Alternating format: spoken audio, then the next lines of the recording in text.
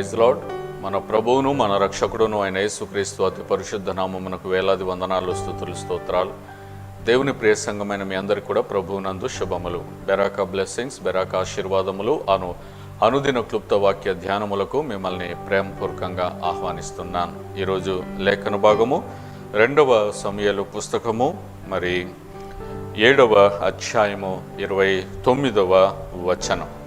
దయచేసి నీ దాసుడనైన నా కుటుంబము నిత్యము నీ సన్నిధి ఉండునట్లుగా దానిని ఆశీర్వదించుము. యెహోవా నా ప్రభువా, నీవు సెలవిచ్చి ఉన్నావు, నీ ఆశీర్వాదము నుండి నా కుటుంబము నిత్యము ఆశీర్వదింపబడును గాక. దావీదు చేస్తున్నటువంటి ప్రార్థన, దయచేసి నీ దాసుడనైన నా కుటుంబము అంటున్నాడు. మొట్టమొదటిగా తనను తాను దేవుని సన్నిధిలో చెప్పుకుంటున్న విషయము దేవుని దాసుడని. ఎందుకు దావీదు దేవుని దాసుడయ్యాడు? సంఘముందా, లేకుంటే సేవకుడా, బోధించేవాడా, మరి మందిరములో లేకుంటే మందసములో, ప్రత్యక్ష గుడారములో మరి ఏమైనా యాజకుడిగా చేశాడా? ఏమీ లేదు. కేవలము దేవుణ్ణి ప్రేమిస్తూ, దేవుణ్ణి స్తుతిస్తూ, దేవుణ్ణి కీర్తిస్తూ, దేవుని ధర్మశాస్త్రమందు ఆనందించేవాడే నిజమైన దేవుని దాసుడు. దేవుని మందిరాన్ని ఇష్టపడేవాడు, దేవుని మందిరములో సదాకాలము నివసించాలని ఇష్టపడుతున్నవాడు దావీదు. మరి అటువంటి దావీదు దేవుని కోసం మందిరము కట్టాలని ఆశపడినటువంటి దావీదు.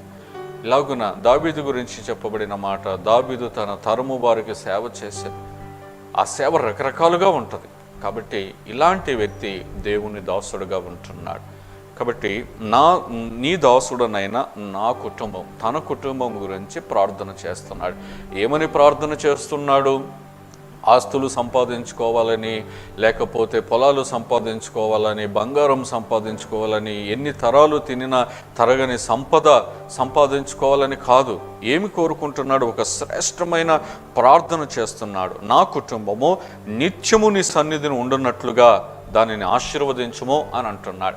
తన కుటుంబం అంతా కూడా నిత్యము దేవుని సన్నిధిలో ఉండునట్లు, తాను ఎలాగున దేవుని సన్నిధిలో ఉంటున్నాడో, రాజుగా అవ్వకముందు, రాజు అయిన తర్వాత కూడా అలాగునే తన కుటుంబము కూడా నిత్యము దేవుని సన్నిధిలో ఉండలాగున మరి దావీదు ప్రార్థన చేస్తున్నాడు. ఈరోజు మరి దేవుని కుటుంబాలుగా చెబుతున్నటువంటి చాలా కుటుంబాలలో భర్త దేవుని సన్నిధిలో ఉంటే భార్య ఉండదు, భార్య ఉంటే భర్త ఉండదు. ఒకవేళ భార్య భర్తలు ఉంటే పిల్లలు ఉండరు, పిల్లలు ఎక్కడెక్కడో లోకంలో తిరుగుతూ ఉంటారు. అది మరి సరైన కుటుంబం కాదు. కుటుంబం అంతా దేవుని సన్నిధిలో ఉండడం అనేది చాలా ఆశీర్వాదకరం. దాని ఆశీర్వాదం ఎంతో దావీదు గుర్తించాడు కాబట్టి ఆ ప్రార్థన చేస్తున్నాడు. ఇవన్నీ ఉంటే మిగతావన్నీ ఉన్నట్టే. ఈ ఒక్క ఆశీర్వాదం గనక మనం కలిగి ఉన్నట్లయితే సకల ఆశీర్వాదములు కూడా కలిగి ఉన్నట్లే. మనం దేవుని సన్నిధిలో ఉండడమే ఆశీర్వాదం. కాబట్టి మిగతా ఆశీర్వాదాలన్నీ, అందుకే కృపాక్షేమములు నా వెంట వచ్చును అని అంటున్నాడు. ఎందుకు? మనం దేవుని సన్నిధిలో ఉండినట్లయితే. నీవు సెలవిచ్చి ఉన్నావు, నీ ఆశీర్వాదము నుండి నా కుటుంబం నిత్యము ఆశీర్వదింపబడును గాక. నేను లోకములో ఉండి ఏదో కష్టపడి, రాత్రి వరకు కష్టపడి నా రక్తమును చెమటగా మార్చి సంపాదించుకున్న డబ్బు నన్ను ఆశీర్వదించదు. ఇక్కడ అంటున్నాడు, నీ ఆశీర్వాదము నుండి నా కుటుంబము నిత్యం ఆశీర్వదింపబడును గాక అని అంటున్నాడు. దేవుని ఆశీర్వాదమే మనకు ఐశ్వర్యం తీసుకొని వస్తుంది. అది సామెతల పుస్తకంలో కూడా రాసి ఉంది.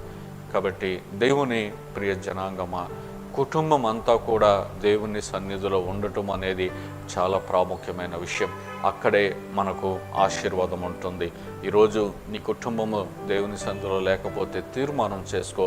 ఈరోజు నుండి నేను దేవుని సన్నిధిలో కనపడినప్పుడల్లా నా కుటుంబంతో కనపడతాను అనే తీర్మానం చేసుకున్నట్లయితే అదే నీకు ఆశీర్వాదం తీసుకొని వస్తుంది. కృపాక్షేమములు నీ వెంట వస్తాయి. అటువంటి కృప దేవుడు దయచేయునుగాక. ఆమేన్. ప్రార్థన. మా ప్రియ పరలోకపు తండ్రి, నీ పరిశుద్ధమైన నామానికి వందనాలు. ఉదయకాల సమయంలో దావీదు చేసిన ప్రార్థనను మాకు జ్ఞాపకం చేసినందుకే నీకు వందనాలు, స్తోత్రాలు. నిజమే, దావీదు ఎలాంటి ప్రార్థన కోరుకున్నాడో అది చాలా శ్రేష్టమైన ప్రార్థన. కుటుంబాలుగా మేము మీ సన్నిధిలో కనపడట్లేదు. ఈరోజు ఒక తీర్మానంతో ఈ ఉదయకాలము మేము ప్రారంభించబోతుండగా కృపను అనుగ్రహించండి. నిత్యము మేము కుటుంబాలుగా నీ సన్నిధిలో కనపడే భాగ్యము మాకు అనుగ్రహించి, తద్వారా నీ నుండి ఆశీర్వాదములు పొందుకొనుటకు కృపాక్షేమములు మా వెంట వస్తాయన్నావు తండ్రి. నేను అట్టి రీతిగా మా కుటుంబాలు ఉండునట్లు మీరు కృప చూపించే సహాయం చేయవలసిందిగా వేడుకుంటూ నీ బిడ్డలందరినీ మీ చేతులకు అప్పగించుకుంటూ మా ప్రభును మా రక్షకుడైన యేసు నామములో స్తుతించి ప్రార్థిస్తున్నాము తండ్రి. Amen. Amen. Praise the lord.